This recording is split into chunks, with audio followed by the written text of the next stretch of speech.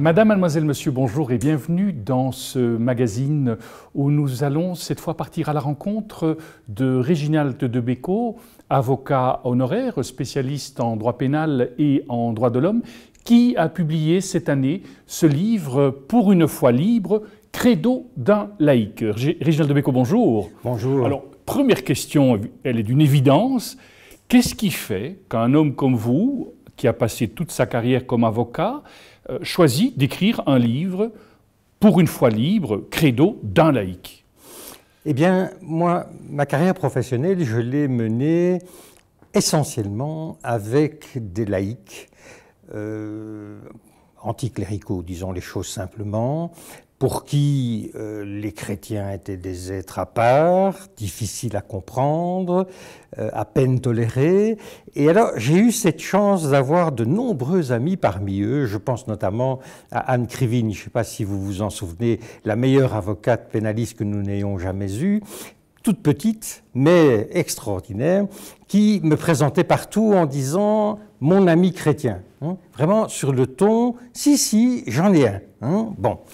Et j'ai même le souvenir qu'un jour, à la cour d'assises, à un moment très prenant, très angoissant, très tendu, elle se penche, nous étions l'un à côté de l'autre pour le même client accusé, elle se penche vers moi et me dit « il faudrait quand même que tu me parles un jour de Thérèse d'Avila ».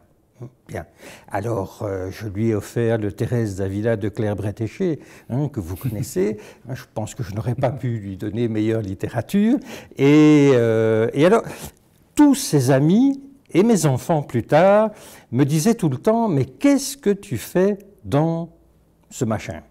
Enfin, je dis « machin », disons que les termes étaient parfois moins poli, respectueux, oui. Moins respectueux.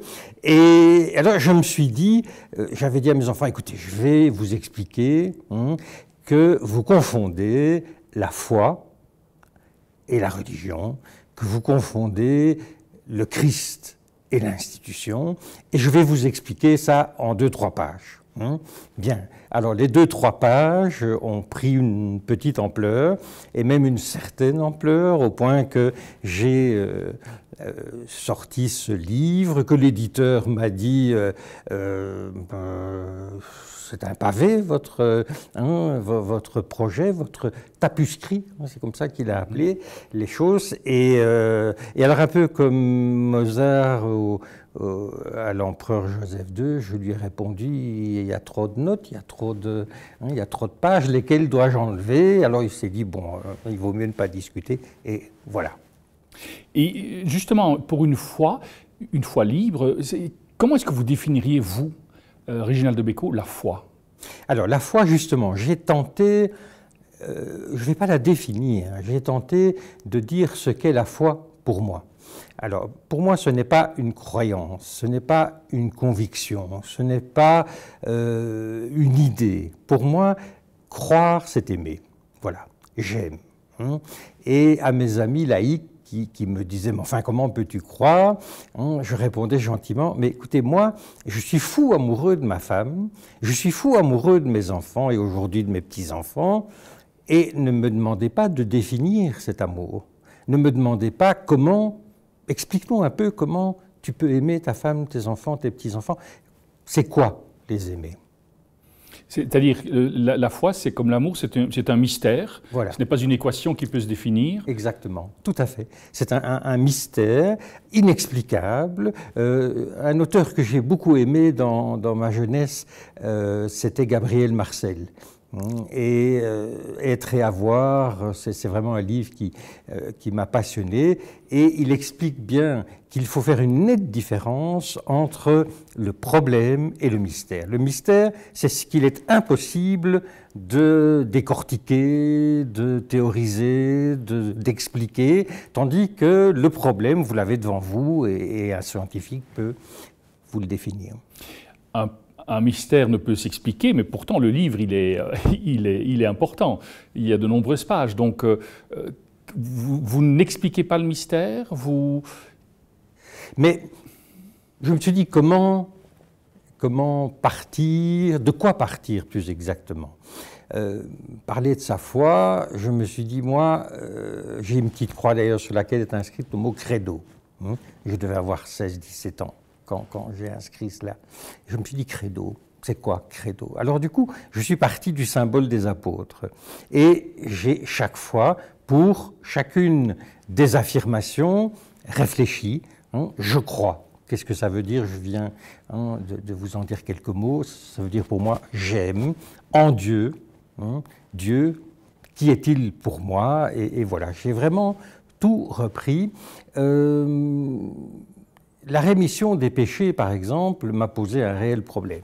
Pourquoi? Parce que, qu'est-ce que péché?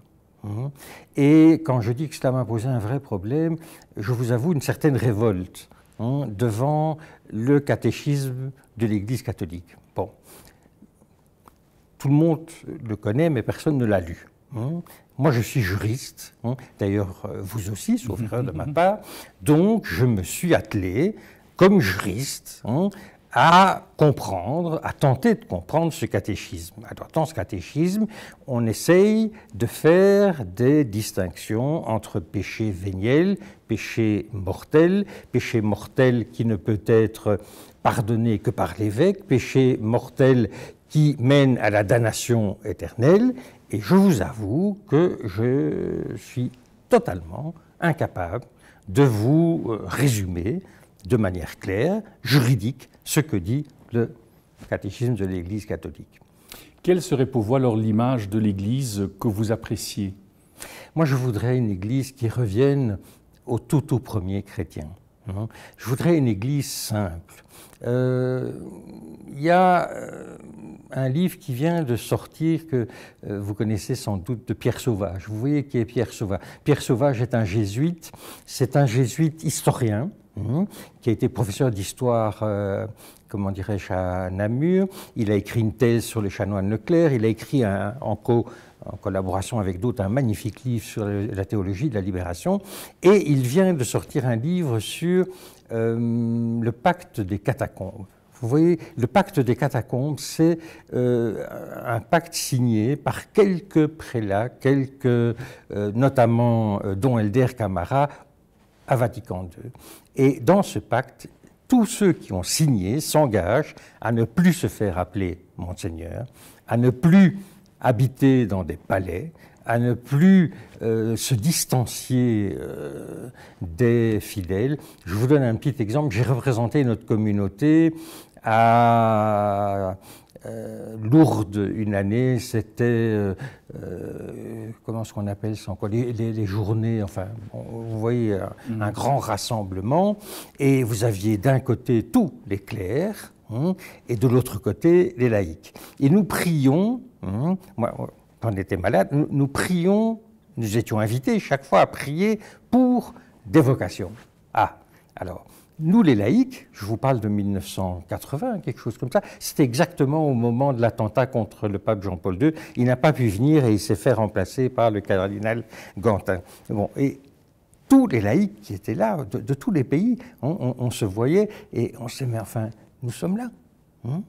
Bon, on veut bien prier pour des vocations, mais nous, on a la vocation, on est là, on peut servir.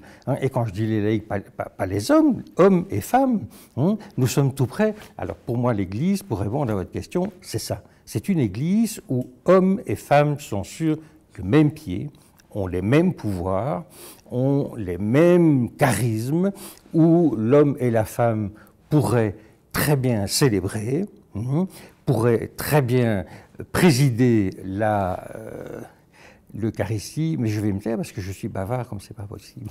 On aura l'occasion de revenir sur ces différents détails. Nous arrivons au terme de ce magazine. Merci de nous avoir accompagnés jusqu'ici. Il ne me reste qu'à vous souhaiter une excellente journée. À très bientôt.